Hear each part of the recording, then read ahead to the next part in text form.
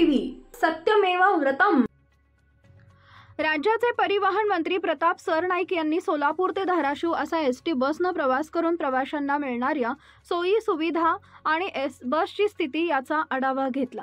ST महामंडळाकडे असलेल्या बसपैकी 60% बसची स्थिती खराब झाली असून टप्प्याटप्प्याने त्याची दुरुस्ती व नवीन बस दाखल होतील। ही स्थिती सुधारण्यास 2 ते 3 वर्षाचा काळ लागेल असं मंत्री सरनाईक म्हणाले। मंत्री झाल्यापासून गेल्या 2 ते 2.5 महिन्यात मी 4 ते 5 वेळेस एसटी बसनं प्रवास केलाय। जुन्या बसमध्ये खळखळाट जास्त होता, मात्र आता नवीन बसमध्ये जास्त आवाज नाही, त्या चांगल्या प्रतीच्या आहेत। सेवा सुधारण्यावर आमचा भर असणार आहे, यासाठी आम्ही नवीन धोरण आखत आहोत। दर 5 वर्षाला 5,000 अशा प्रकारे 5 वर्षात 25,000 बस घेण्यात येणार आहेत। त्यामुळे चांगल्या बस व सुविधा मिळतील। गाव तिथे एसटी हे घोषवाक्य सत्यात उतरवणार असल्याचं ते म्हणाले। साहेब, आज पहिल्यांदा प्रवास करताय, कशा पद्धतीचं नियोजन वाटतं, काय वाटतं? नाही, आज पहिल्यांदा प्रवास नाही करत आहे मी। ज्या जिल्ह्यामध्ये जातो शक्यतो एसटीनेच प्रवास करायचा माझा प्रयत्न असतो। याचं कारण असं आहे की सर्वसामान्य प्रवाशांच्या काय समस्या आहेत, एसटी कर्मचाऱ्यांच्या काय समस्या आहेत, डेपोमध्ये स्वच्छता आहे का, डेपोमधील प्रसाधनगृह स्वच्छ आहेत का, एसटी कर्मचाऱ्यांसाठी जी राहण्याची व्यवस्था असते ती योग्य आहे का, या सगळ्या गोष्टींची पूर्तता त्या ठिकाणी आमचे आगार व्यवस्थापक करतायत का याच्या संदर्भातील माहिती घेत असतो। जी बस असते ती बस चांगल्या प्रकारे सुविधा प्रवाशांना देते का, त्या कुठे बंद तर पडणार नाही ना याची काळजी ते घेत आहेत का, ह्या सगळ्या गोष्टींची पूर्तता आणि माहिती घेण्यासाठी मी बसनं प्रवास करत असतो। आणि प्रामुख्यानं असा प्रवास केल्यानंतरच आपल्याला कळतं की लोकांच्या काय समस्या आहे। नाही एसी कॅबिन मध्ये बसून जर आपण विचार केला आणि ऑर्डर सोडून गेलो तर ते काय होणार नाही। तळागाळामध्ये आणि फील्डवर काम केलेल्या कार्यकर्त्यालाच कळतं की काय समस्या आहेत।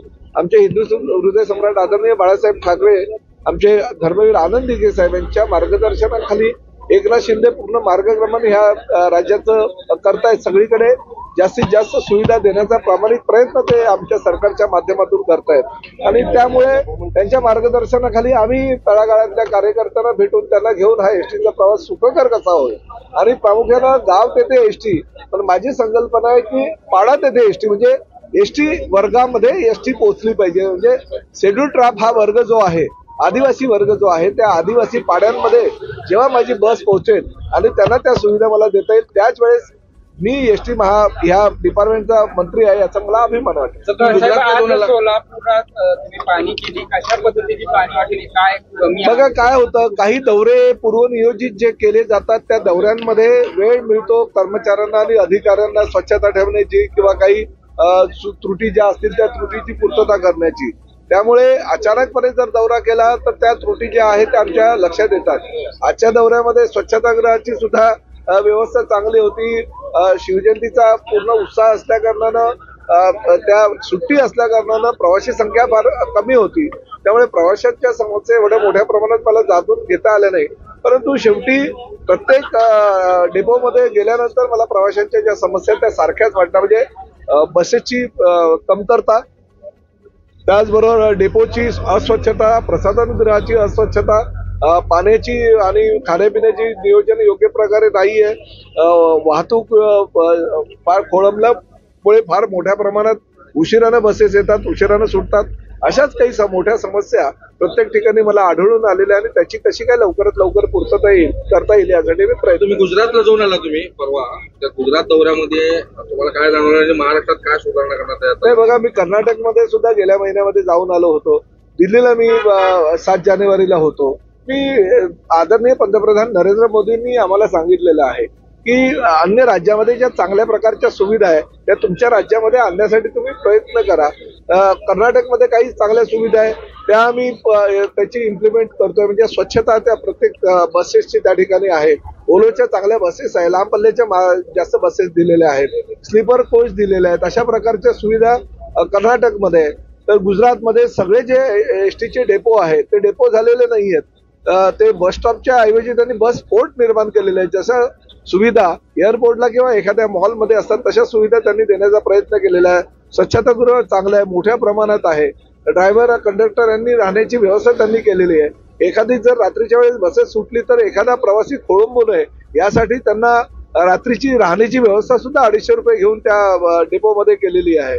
चांगल्या प्रकारचं त्यांनी थिएटर बनवलेलं आहे, चांगल्या प्रकारचं छोटं हॉस्पिटल आहे, चांगल्या प्रकारचं खाद्यपेय मिळतील अशी व्यवस्था त्यांनी केलेली आहे. त्यामुळे या सुविधा त्या ठिकाणी असल्यामुळे पूर्ण देशामध्ये गुजरात राज्यातला बसपोर्टला फार मोठ्या प्रमाणात मागणी आहे आणि तसेच बसपोर्ट राज्यामध्ये किंवा माझ्या जे 580 डेपो आहेत राज्यामध्ये महाराष्ट्रामध्ये त्या 580 डेपोचं चांगल्या प्रकारे पीपीपी तत्वावरचं मॉडेल काळात त्यानंतर आपण पाहायला गेलो तर गणेश नाईक असेल किंवा राष्ट्रवादीचे अजित पवार पक्ष असेल त्यांच्याकडून विशेष असे प्रश्न केले जातात. कशा पद्धतीने बघता यावं? नाही बघा, महापालिकेच्या निवडणुका आणि तसं बघायला गेलं तर या दौऱ्याचा काही संबंध नाहीये.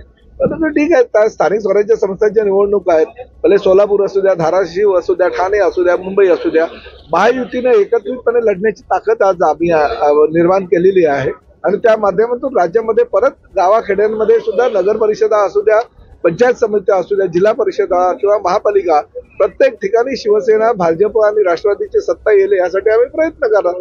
महायुती जर राज्यामध्ये असेल तर पूर्ण खेड्यापाड्यामध्ये सुद्धा महायुतीची सत्ता येणं क्रमप्राप्त आहे.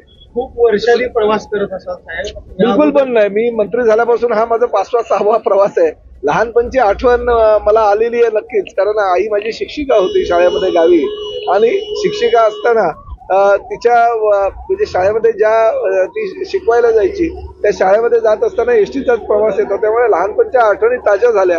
परंतु त्याही वेळच्या समस्या ह्याच होत्या, ह्याही वेळच्या समस्या तशाच आहे आणि एक बरं वाटतंय की सर्वसामान्य माणसांप्रमाणे आपण जर सर्वसामान्य जनतेमध्ये जाऊन मिसळलो, त्यांच्या समस्या जाणून घेतल्या तर योग्य प्रकारे योग्य वेळी निर्णय होऊ शकतो आणि त्यामुळे हा प्रामाणिक प्रयत्न करतोय. तर एसटी बसेस तुम्ही सुधारण्यासाठी प्रयत्न करत आहात, परंतु एसटी कर्मचाऱ्यांची अनेक दिवसापासून मागणी आहे त्यांना शासकीय सेवकाचा दर्जा द्या म्हणून. तर नाही, ती वस्तुस्थिती ती नाकारता येणार नाही. परंतु मध्यंतरीच्या काळामध्ये जेव्हा त्यांचा संप झाला होता त्या संपामध्ये माननीय उच्च न्यायालयाने काही निर्णय दिलेले आहेत. त्या निर्णयाच्या बांधील राहूनच आम्ही आता काम करतोय.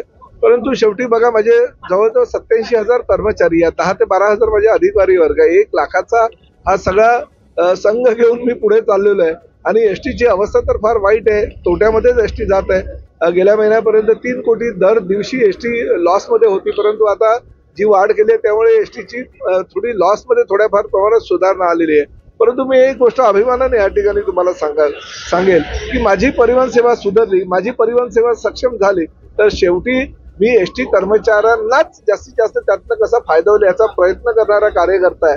त्यामुळे एसटी कर्मचाऱ्यांना घेऊन प्रवाशांना सुविधा देण्याचा माझा प्रयत्न आहे. 14 लाख लोकसंख्या असलेल्या शहराला एकच बस स्थानक आहे. आपण आता आराखडा पाहिला, काय अधिकारी कधीपर्यंत नवीन नाही, लवकरच ह्या 3 महिन्यामध्ये पीपीपी तत्वावरचं जे आमचं मॉडेल आहे त्या मॉडेलला माननीय मुख्यमंत्री आणि दोन्ही उपमुख्यमंत्र्यांची मंजुरी मिळाल्यानंतर पीपीपी तत्वावर हे मॉडेल राबवू आणि भले 14 लाख लोकसंख्येला एक जरी एसटी डेपो असेल तरी अद्ययावत एसटी डेपो केल्यानंतर ते एसटी डेपो पूर्ण 14 लाख आहे. पुढील भविष्यामध्ये 25 लाख लोकसंख्येला पूर्ण पडेल अशी व्यवस्था आम्ही करणार आहोत. एसटी महासंघाचे जे अध्यक्ष आहेत संजय सेठी यांची नियुक्ती, तर राजकीय व्यक्ती आणणार असं एक चर्चा होती, तर काय झालं ते? नाही, तसं काही झालेलं नाही. बघा, शेवटी ते राजकीय पद आहे. आमच्या तिन्ही पक्षाचं हे सरकार आहे आणि महायुतीच्या सरकारमध्ये शेवटी महामंडळाचं वाटप आज ना उद्या होणारच आहे. कोणाला एसटी महामंडळ मिळेल, कोणाला सिडको मिळेल, कोणाला भाडा मिळेल. त्यामुळे जोपर्यंत त्या नियुक्त्या होत नाही, कुठल्या पक्षाला ते खातं दिलं जात नाही, तोपर्यंत त्यांची ती त्या ठिकाणी नियुक्ती केलेली आहे. त्यामुळे ते काही चुकीचं काहीच नाहीये आणि शेवटी ह्या खात्याचा मी मंत्री असल्यानंतर मला अधिकार आहेत. मी त्या पद्धतीनं त्या अधिकाराचा वापर करून एसटी मध्ये सुसूत्र आणण्याचा प्रयत्न करणार नाही. त्याच्यामध्ये काही नियमावली आहे, परंतु शेवटी परिवहन मंत्री हा सार्वभौम असतो. बहुतांश विषय हे एसटीच्या संबंधित असतात ते परिवहन मंत्र्याकडे असतात. काही जे विषय असतात त्या अध्यक्षांकडे जातात. इलेक्ट्रिक गाड्या ज्या आहेत महागड्या दराने धावत आहेत, सर्वसामान्यांना त्यावरती काय करतात? शेवटी काय आहे की आता ज्या इलेक्ट्रिक बस गाड्या आलेल्या आहेत त्या फार कमी आलेल्या आहेत. 5,150 इलेक्ट्रिक बस गाड्यांची आम्ही ऑर्डर दिलेली आहे, परंतु आजपर्यंत आमच्याकडे फक्त 450 बसेस आलेल्या आहेत आणि त्यांच्या बाबतीत हवं तेवढं आम्हाला समोरून रिस्पॉन्स सुद्धा आलेला नाही. त्यामुळे भविष्यामध्ये डिझेलच्या, सीएनजीच्या आणि एलएनजीच्या गाड्यांशिवाय पर्याय नाही. सर, एसटी भाडेवाढ केलेली आहे.